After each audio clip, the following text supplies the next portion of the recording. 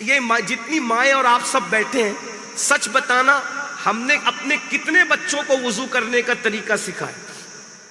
بتاؤ، ہم کو خود کو نہیں پتا ہے وضو کرنا. وضو کرنے جاتے ہیں تو ادھر ادھر سے پانی چپوڑ لیتے ہیں، منہ پہ چھپکیاں مار لیتے ہیں، کھڑے ہو جاتے ہیں. ایسے وضو نہیں ہوتا. بائک چلانے سے پہلے بائک سیکھی، کاروبار کرنے سے پہلے کاروبار سیکھا، موبائل چلانے سے پہلے موبائل سیکھا. تو ہر کام سیکھ کے کیا، اور اللہ کی نماز بغیر سیکھے پڑھ رہے. یہی ہے، یہی نماز کی اہمیت ہے، یہی دین کی اہمیت ہے. میرے بھائیوں، سب سیکھا، دین نہیں سیکھا. سب سیکھا، مذہب نہیں سیکھا. سب سیکھا، اسلام نہیں سیکھا. آج بھی ہزاروں مسلمان ہیں جن کو وضو کرنا نہیں آتا، جن کو نماز پڑھنا نہیں آتا. بس وہ ایسی جو جی میں آتا ہے کرتے رہتے ہیں. اور کیا کہتے ہیں؟ ارے مولوی صاحب، مولانا صاحب، باپو، جیسا کرو اللہ قبول کرتا ہے. تو جیسا کرو اللہ قبول کرتا ہے تو پھر اس نے نبیوں کو کیوں بھیجا؟ نبیوں کو بھیجنے کا مطلب یہی ہے کہ جیسا کرو ویسا نہیں چلے گا.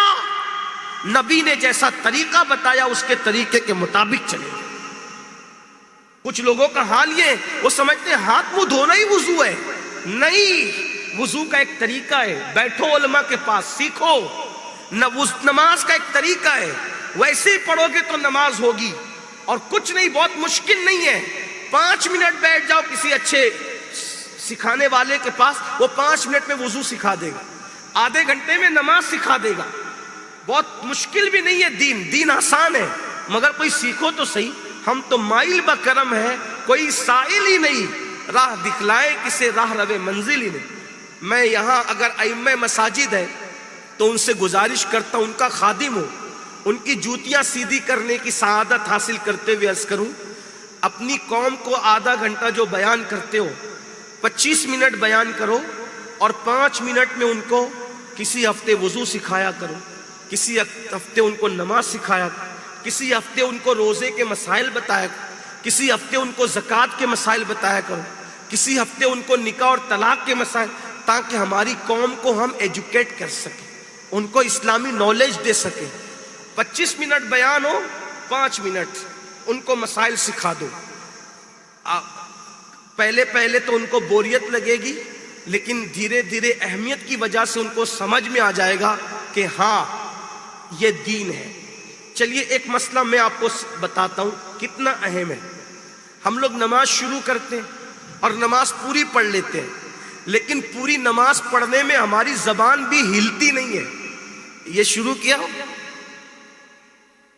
یعنی یہ دلی دل میں اللہ اکبر کا، دلی دل میں ثنا پڑھا، دلی دل میں سورہ فاتحہ پڑھی، دلی دل میں قل ہو اللہ پڑھی، تو نماز ہوئی ہی نہیں آپ کی. کیوں؟ کیونکہ اللہ نے ہمیں نماز سوچنے کا حکم نہیں دیا، بلکہ نماز پڑھنے کا حکم دیا. تو اب نماز پڑھیں گے کیسے؟ تو جو بھی آپ پڑھیں گے تو کم سے کم آپ کو اتنی آواز سے پڑھنا پڑے گا، اگر اکیلے بھی پڑھ رہے ہیں، کہ آپ کی آواز کم سے کم آپ کے کان میں آنا چاہیے. آپ کے کان میں اتنا زور سے مت پڑھنا کہ بازو والوں کو تکلیف ہو. جیسے اگر آپ تحریمہ کہہ رہے ہیں تو اس طرح کہیں آپ. یہ مائک ہے تو آپ کو سمجھ میں آ گیا، لیکن اگر مائک نہ ہو تو سمجھے آپ، یعنی آپ کی آواز آپ کے کان میں. پڑھنے کی تعریف ہی ہے کہ کم سے کم اگر شور شرابہ نہ ہو، کوئی اور چیز نہ ہو، تو آپ کی آواز آپ کے کان میں آنی چاہیے. اب بتاؤ ایسے کتنے لوگ پڑھتے تھے؟ اب سبحان ربی العظیم پڑھنا ہے رکوع میں تو بھی منہ بند رہتا ہے، سبحان ربی العظیم پڑھتے رہتے ہو. کیوں؟ نماز کیسے ہوگی جب آپ پڑھیں گے ہی نہیں؟ تو صرف دلی دل میں کہتے رہتے ہو. تو رکوع میں جاؤ تو سبحان ربی العظیم، سبحان ربی الاعلیٰ، سجدے میں اتنی آواز سے پڑھو کہ آپ کے کان تک آپ کی آواز آنی چاہیے. اب یہ سب چیزیں لوگ سننا نہیں چاہتے، بور ہوتے اس میں. تو میں اپنے علماء سے گزارش کرتا ہوں کہ لوگوں کی پسند کی بات کرنے کی بجائے ہمیں لوگوں کی ضرورت کی بات کرنا چاہیے. کوئی پسند کرے نہ کرے، ہمیں اللہ کی پسند کا خیال رکھنا ہے. کوئی تقریر میں نعرہ لگائے نہ لگائے، سبحان اللہ کہے نہ کہے، یہ ان کی مرضی پہ چھوڑ دو. ہم اپنا ذمہ پورا کریں، کیونکہ ہمیں مر کر اللہ کی بارگاہ میں جواب دینا ہے. ایک نہ ایک دن ہماری قوم کو سمجھ آئے گی انشاءاللہ. اور قرآن کہتے وَذَكِّرْ فَإِنَّ الذِّكْرَ تَنفَعُ الْمُؤْمِنِينَ. मोमिनीन, कि मोमिनों को समझाओ कि समझाने से उनको फायदा होता है, मोमिनों को नसीहत करो, नसीहत करने से उनको फायदा होता है। ये जितनी माएँ और आप सब बैठे हैं, सच बताना हमने अपने कितने बच्चों को वुजू करने का तरीका सिखाया? बताओ। हमको खुद को नहीं पता है वुजू करना। वुजू करने जाते हैं तो इधर उधर से पानी चिपोड़ लेते हैं, मुंह पे छपकियां मार लेते हैं, खड़े हो जाते हैं। ऐसे वुजू नहीं होता। बाइक चलाने से पहले बाइक सीखी, कारोबार करने से पहले कारोबार सीखा, मोबाइल चलाने से पहले मोबाइल सीखा, तो हर काम सीख के किया। और अल्लाह की नमाज बगैर सीखे पढ़ रहे। यही है, यही नमाज की अहमियत है, यही दीन की अहमियत है। मेरे भाइयों, सब सीखा, दीन नहीं सीखा। सब सीखा, मजहब नहीं सीखा। सब सीखा, इस्लाम नहीं सीखा। आज भी हजारों मुसलमान हैं जिनको वुजू करना नहीं आता, जिनको नमाज पढ़ना नहीं आता, बस वो ऐसी जो जी में आता है करते रहते हैं। और क्या कहते हैं? अरे मौलवी साहब, मौलाना साहब, बापू, जैसा करो अल्लाह कबूल करता है। तो जैसा करो अल्लाह कबूल करता है, तो फिर उसने नबियों को क्यों भेजा? नबियों को भेजने का मतलब यही है कि जैसा करो वैसा नहीं चलेगा। नबी ने जैसा तरीका बताया उसके तरीके के मुताबिक चलेगा। कुछ लोगों का हाल ये, वो समझते हैं हाथ मुंह धोना ही वुजू है। नहीं, वुजू का एक तरीका है। बैठो उलमा के पास, सीखो। नमाज का एक तरीका है, वैसे ही पढ़ोगे तो नमाज होगी। और कुछ नहीं, बहुत मुश्किल नहीं है। 5 मिनट बैठ जाओ किसी अच्छे सिखाने वाले के पास, वो 5 मिनट में वुजू सिखा देगा, आधे घंटे में नमाज सिखा देगा। बहुत मुश्किल भी नहीं है दीन आसान है, मगर कोई सीखो तो सही।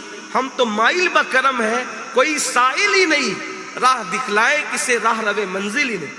मैं यहाँ अगर अइम्मे मसाजिद है तो उनसे गुजारिश करता हूँ, उनका खादिम हूँ, उनकी जूतियाँ सीधी करने की सआदत हासिल करते हुए अर्ज करूँ, अपनी कौम को आधा घंटा जो बयान करते हो, 25 मिनट बयान करो और 5 मिनट में उनको किसी हफ्ते वुजू सिखाया करो, किसी हफ्ते उनको नमाज सिखाया, किसी हफ्ते उनको रोज़े के मसाइल बताया, किसी हफ्ते उनको ज़कात के मसाइल बताया करो, किसी हफ्ते उनको निकाह और तलाक के मसाइल, ताकि हमारी कौम को हम एजुकेट कर सकें, उनको इस्लामी नॉलेज दे सकें।